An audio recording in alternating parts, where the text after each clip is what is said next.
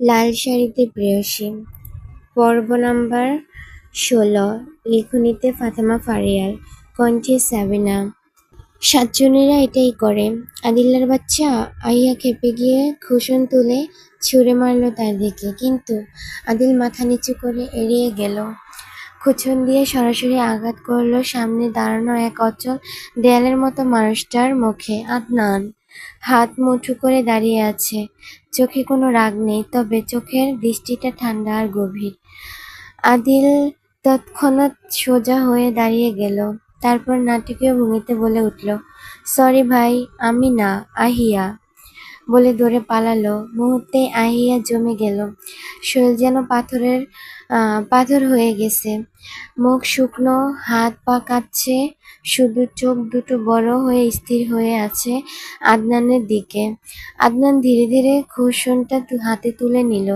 কোনো শব্দ না করে পা ফেলে এগোতে লাগলো আহিয়ার দিকে। তার প্রতিটি পদক্ষেপে মেঝের শব্দ যেন আহিয়ার বুকের ভেতর ধ্বনি তুলছে। আহিয়া ভয়ে চোখ বন্ধ করে ফেলল। নিঃশ্বাস ভারী হয়ে আসছে। মনে হলো এখনই হয়তো বকুনি দেবে, কিংবা। আদনান এক মুহূর্তে থেমে গিয়ে শান্ত চোখে তাকালো আহিয়ার মুখের দিকে। তার নিঃশ্বাসের ভিতরে ভয়ের কাঁপুনি শোনা যাচ্ছিল। তারপর হালকা করে ঠোঁট বাঁকিয়ে একটা অচেনা মুচকি হাসি দিল। কোনো শব্দ না করে পাশ কাটিয়ে সেখান থেকে চলে গেল। আহিয়া স্তব্ধ হয়ে দাঁড়িয়ে রইল। কয়েক মুহূর্ত পর কোনো সাড়াশব্দ না পেয়ে সাহস করে চোখ খুলল, কিন্তু সেখানে আদনান নেই। ঘাড় ঘুরিয়ে পেছনে তাকিয়ে দেখল সে ধীর পায়ে সিঁড়ি বেয়ে নেমে যাচ্ছে, সেই স্বভাবসুলভ নির্লিপ্ত ভঙ্গিতে। আহিয়ার বুকের ভেতরটা কেমন জানি করে উঠল, কিন্তু বুঝতে পারল না। শুধু মাথাটা সামান্য কাত করে এক ঝলক তাকিয়ে মাথার চুলকে আবার রুমে গিয়ে বিছানায় বসে পড়ল। গাড়ি এসে থামল মিরপুর ১১-র এক নিঃশব্দ গলিতে, রিধির ভবনের সামনে। চারপাশ নিঃশব্দ, শুধু গাড়ির ইঞ্জিনে হালকা হালকা গঞ্জন আর দূরের কোথাও ঘেউ ঘেউ করা কুকুরের শব্দ শোনা যাচ্ছিল। গাড়ির ভেতরটাও যেন সেই নীরবতার সাথে মিশে গেল। রিধি শেষবারের মতো তাকালো আহাদের দিকে। বিস্মিত চোখে খেয়াল করল, আহাদ এখনো আগের ভঙ্গিতেই বসে আছে, ঠান্ডা, নিশ্চুপ, একদম অচঞ্চল। তার মুখে রাগের সামান্যতম ছাপও নেই। আশ্চর্য, রিধি ভেবেছিল একবার বুঝি ঝড় উঠবে।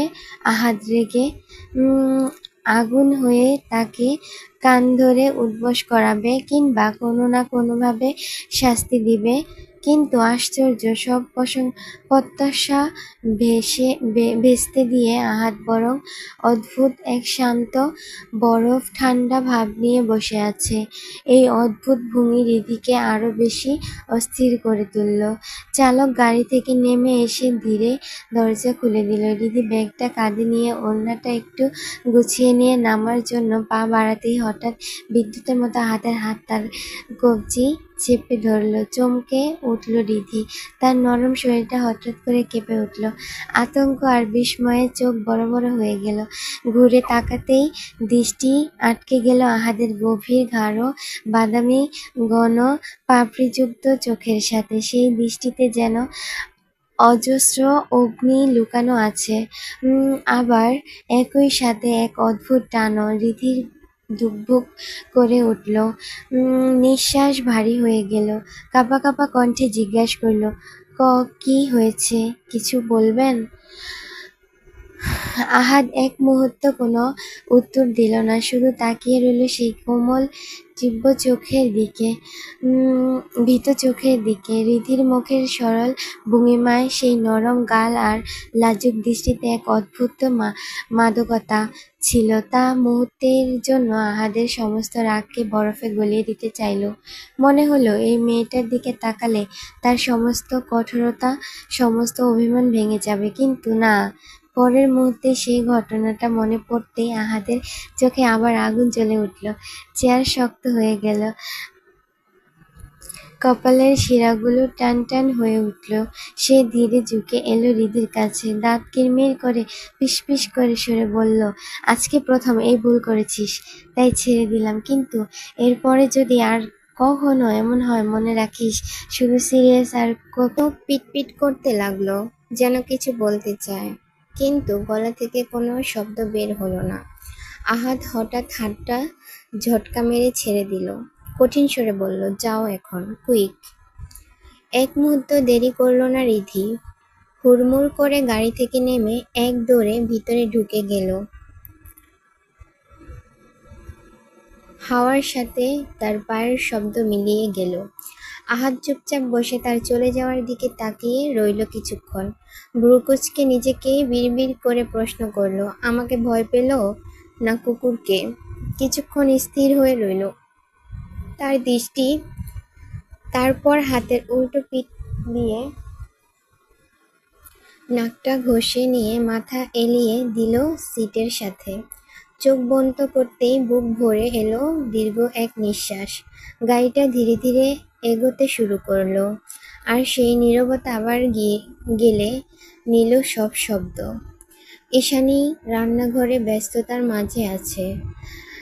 রান্নাঘর থেকে হালকা সুবাস ছড়িয়ে পড়েছে পুরো ঘরে। এদিকে ছোট মাহিকে ডাইনিং টেবিলে বসিয়ে দিয়েছে পড়তে। আজকালকার বাচ্চাদের তো ফোন ছাড়া এক মুহূর্ত চলে না। ফোন দেখতে দেখতে পড়াশোনার প্রতি অনীহা করে। তবে মাহি যে দিক দিয়ে একটু ভালোই, অন্তত টেবিলে বসলে খাতা কলমে মন দেয়। ঠিক তখনই হঠাৎ কলিং বেল বেজে উঠল। গ্লাসের চারটা সামলে ঈশানী তাড়াহুড়ো করে এসে দরজা খুলল। দরজা খোলার সাথে সাথেই ভিতরে ঢুকলো রিধিতা। মুখটা পুরো ভার করা, চোখ মুখে অস্থিরতা। পা থেকে জুতা খুলে ফেলে দিল একপাশে, এমনকি ছুঁড়ে মারা বললেও কম বলা হবে। ঈশানীর ভ্রু কুঁচকে গেল। কতবার বলছি, জায়গার জিনিস জায়গায় রাখবি। তোর ভাইয়ের এসব একদম পছন্দ না, দেখলেই রাগ করে, জানিস না? রিধি শুকনো গলায় উত্তর দিল, জানিস, কিন্তু শুনিস না। সমস্যা কি তোর? সারাদিন বাইরে থাকলে হাসি খুশি, আর বাসায় পা রাখলেই মুখ পেঁচার মতো কেন হয়ে যায়? কথাগুলো রিধির কানে ঢুকলো ঠিকই, কিন্তু তার ভেতরে জ্বলন্ত আগুনটা আরো দ্বিগুণ হলো। সে রাগে চোখ বড় বড় করে কটমট করে তাকালো বোনের দিকে। আজকের দিনটা তার জন্য একদমই সহজ ছিল না। সকাল থেকে একটার পর একটা ধক্কল গেছে তার উপর দিয়ে। তার উপরে সেই আহাদ রাজার কুকুরের দৌড়ানি, তেরা কথা আর হুমকি, সব মিলিয়ে মাথাটা যেন ফুটতে থাকা প্রেসার কুকার। আর এখন ঈশানীর ছোটখাটো বকা শুনে সেটা ফেটে বেরো এলেই হয়। রুমে ঢুকে ব্যাগটা ধপ করে ছুঁড়ে মারল বিছানায়। তারপর ঝটকা দিয়ে ওড়নাটা খুলে আলনার ছুঁড়ে দিল। বুক ধড়ফড় করছে, রাগে শ্বাস ভারী হয়ে উঠছে। কোমরে হাত দিয়ে দাঁড়িয়ে ফুঁসতে লাগলো। ঈশানী চুপ করে দাঁড়িয়ে থেকে একটু নরম গলায় বলল, তেজ পরে দেখাইস, মাগরিবের ওয়াক্ত চলে যাচ্ছে, আগে নামাজ পড়ে নে। রিধি বিরক্ত হয়ে তাকালো বোনের দিকে, ঠোঁট চেপে ধরল, যেন কিছু বলতে চাইছে, কিন্তু নিজেকে সামলালো। ঈশানী আবার রেগে বলল, নামাজের কথা বললেই মুখটা অন্ধকার হয়ে যায় কেন তোর? কোনো উত্তর দিল না রিধি। সোজা হাঁটা দিল ওয়াশরুমের দিকে। গিয়ে দরজায় এমন জোরে লাথি মারল যে শব্দে ঘর কেঁপে উঠল।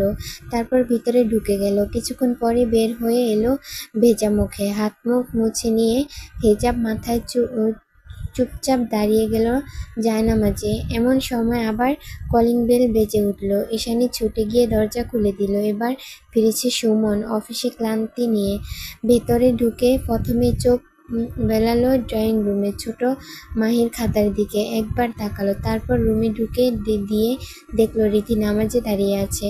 শান্তশিষ্ট মাথা নেড়ে নিজের রুমের দিকে চলে গেল। সুমন প্রচণ্ড খুঁতখুঁতে স্বভাবের মানুষ, তার কাছে বাসার প্রতিটি জিনিসের জায়গা আলাদা, একটু এদিক ওদিক হলেই চোখে পড়ে, একটু ধুলোর কণাও সহ্য হয় না তার।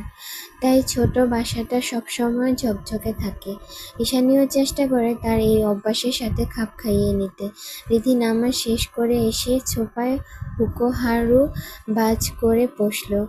টেবিলে রাখা বিস্কুটের বয়ামটা টেনে নিয়ে খুলে একটার পর একটা বিস্কুট খেতে শুরু করলো, যেন তার সমস্ত রাগ, অভিমান, কষ্ট সব বিস্কুটের উপর ঝাড়ছে। হঠাৎ এই মেয়েকে মাসে একটা বিস্কুটও জোর করে খাওয়ানো যায় না, আর আজ সে যেন একই বয়াম শেষ করবে। ঈশানী রান্নাঘর থেকে এসে বয়ামটা হাত থেকে কেড়ে নিয়ে বিরক্ত গলায় বলল, নিজের উপর অত্যাচার করা বন্ধ কর। আমি নুডলস রান্না করছি, নুডলস খা। রীতি কিছুক্ষণ নীরব রইল, তারপর হঠাৎ চার হাত পা ছুড়ে রাত গভীর হয়ে এসেছে, চারপাশে নিস্তব্ধতা নেমে এসেছে, এমনভাবে যেন আকাশ নিজেই কান পেতে শুনছে কারো গোপন কথা। মীর হাউজের উঁচু গেট ধীরে ধীরে খুলে গেল, আর ভিতরে ঢুকলো একে একে আহাদ রাজার কালো গাড়িগুলো। সামনে হেডলাইটের আলো মুহূর্তের জন্য আঙিনার নীরবটা ভেঙে দিল। গাড়ি এসে থামতে মাঝখানের গাড়ি থেকে নামলো আহাদ রাজা। কালো প্যান্ট, শার্টে আবৃত শরীর, আলতো হাতে চুলে আঙুল বুলিয়ে নিল সে, যেন সারাদিনের ধুলো ঝেড়ে ফেলতে চাইছে। গাড়ির বটনে হেলান দিল, মাথাটা উঁচু করে তাকালো রাতের আকাশের দিকে। অপরিসীম অন্ধকারে এক টুকরো আলো, একটা তার ঝিকিমিকি করে জ্বলছে। আহাদ হাত বাড়িয়ে দিল, যেন তারাটাকে ছুঁইতে পারে চাইছে। ঠোঁটে এক চিলতে বাঁকা হাসি, চোখে এক অদ্ভুত ক্লান্তি। বুক থেকে বের হলো একটা ভারী নিঃশ্বাস, যা রাতের হাওয়ার সাথে মিশে গেল। ঠিক তখনই পাশে এসে দাঁড়ালো শাহিন। ততক্ষণ আহাদের দৃষ্টি অনুসরণ করলো সে, অতঃপর ধীরে গলায় বলল, ভাই। আহাদ চোখ নামিয়ে গভীর গলায় জবাব দিল, হুম। শাহিন একটু ইতস্তত করে বলল, খলিল মাতাব্বর বোধহয় কোনো ষড়যন্ত্র করছে। খবর আসছে তার লোকজন চারদিকে ছড়িয়ে দিয়েছে, আমাদের আশেপাশে ঘোরাঘুরি করছে। আহাদের ঠোঁটে আবারও সেই অদ্ভুত হাসি ফুটল। আকাশের দিকে তাকিয়ে বলল, পিপীলিকার পাখা গজায় মরিবার তরে, প্রভাতটা শুনেছিস না? হ ভাই, শুনেছি।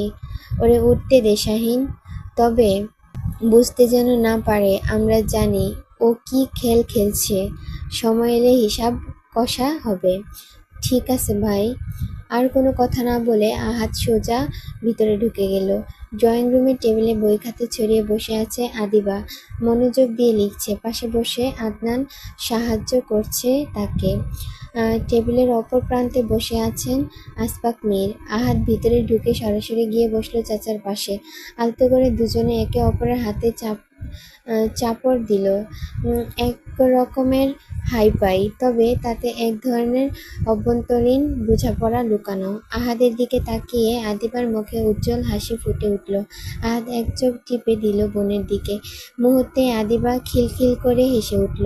এ দৃশ্য মোটেও ভালো লাগলো না আদনানের। সে সঙ্গে সঙ্গে আদিবার খাতাটা টেনে নিয়ে ঘাড় ঘুরিয়ে দিয়ে বলল, কতবার বলেছি পড়াশোনায় মন দে। পড়াশোনা না করলে হবে? পড়াশোনা করে যে গাড়ি ঘোড়ায় চড়ে সে, এ কথাটা বলেছিলাম না?